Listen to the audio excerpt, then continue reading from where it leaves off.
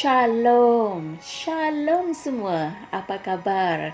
Saya doakan kalian semua sentiasa sehat dan sejahtera. Haleluya. Hari ini Pastor Chris berkongsikan message mengenai sesuatu yang kamu boleh lakukan dalam kehidupan seharian kamu jika kamu menginginkan sesuatu yang tertentu berlaku di sekeliling kamu. Haleluya.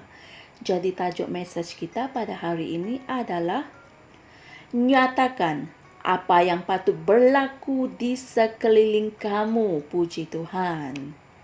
Ayat Injil pembukaan kita dipetik dari Markus 11 ayat 23 yang berkata, "Sebab sesungguhnya aku berkata kepadamu, barang siapa yang berkata kepada gunung ini, beranjaklah dan tercampaklah ke dalam laut, dan tidak bimbang di dalam hatinya, tetapi percaya bahawa apa yang dikatakannya itu akan terjadi, maka hal itu akan terjadi baginya."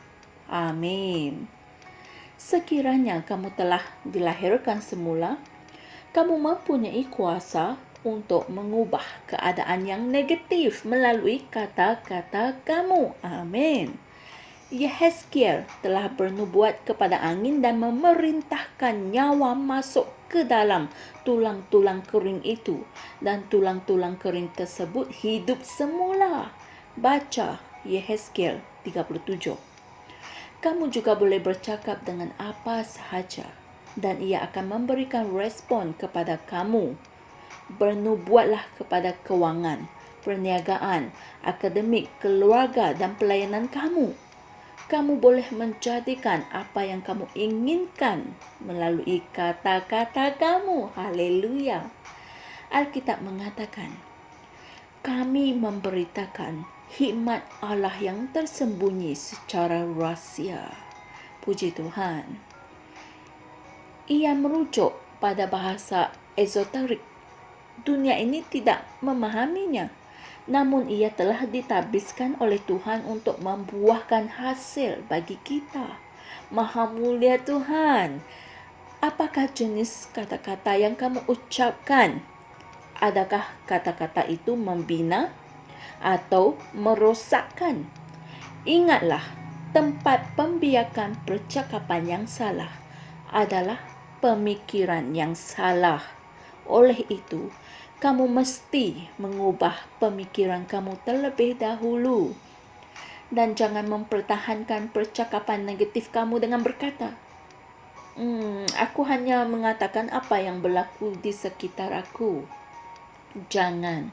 Kamu sepatutnya mengisytiharkan apa yang harus berlaku di sekeliling kamu.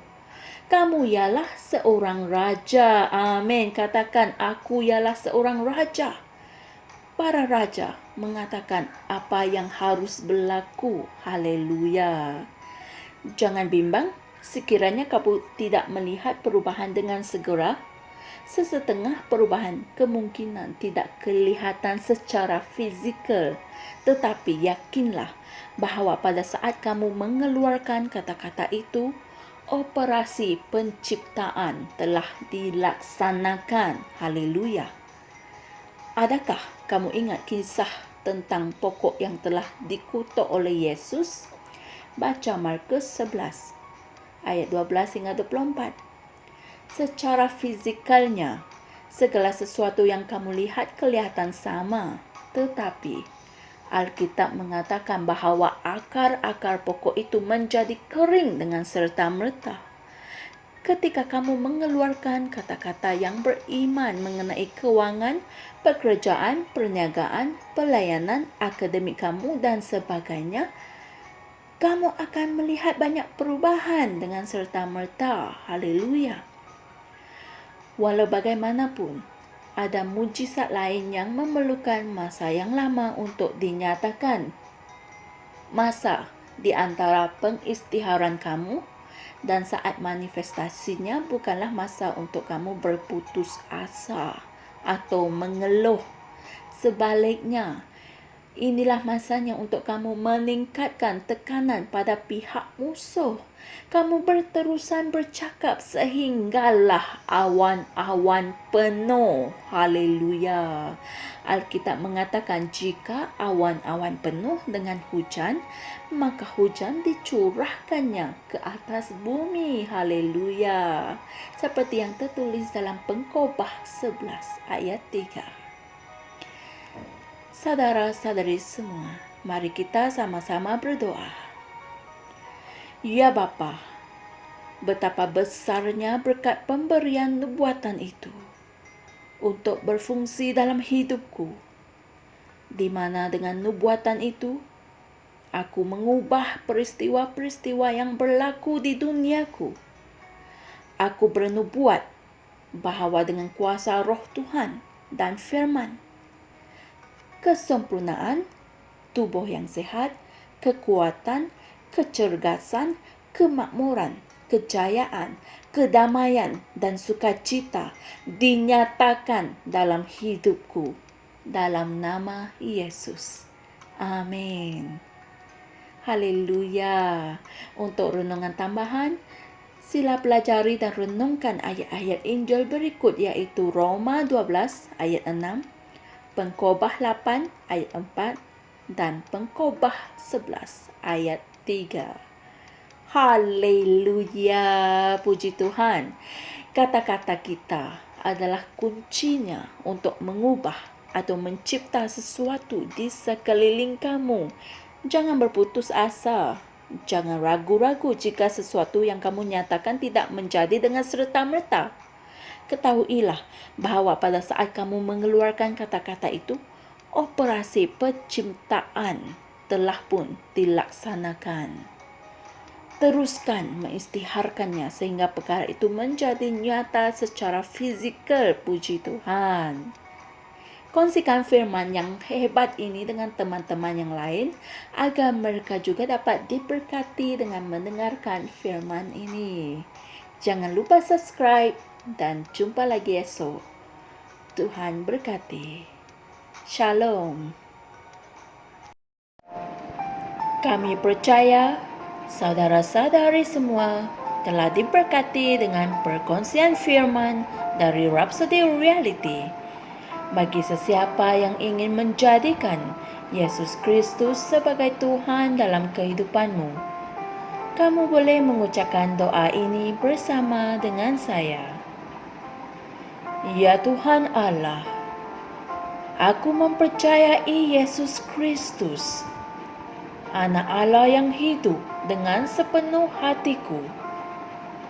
Aku percaya Dia telah mati untukku dan Allah telah membangkitkan Dia dari kematian. Aku percaya Dia hidup hari ini. Aku mengaku dengan mulutku bahawa Yesus Kristus adalah Tuhan dalam hidupku mulai dari hari ini. Melalui Dia dan di dalam nama-Nya, aku mempunyai kehidupan yang kekal. Aku telah dilahirkan semula. Terima kasih Allah kerana menyelamatkan jiwaku. Aku sekarang adalah anak Allah. Haleluya. Tahniah, sekarang kamu telah menjadi anak Allah.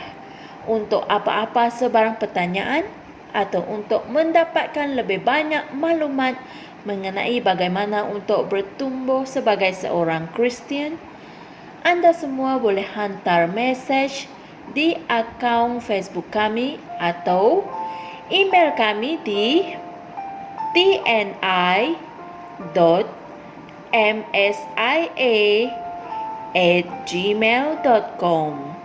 Sekali lagi, tni.msia@gmail.com. Tuhan berkati Anda semua.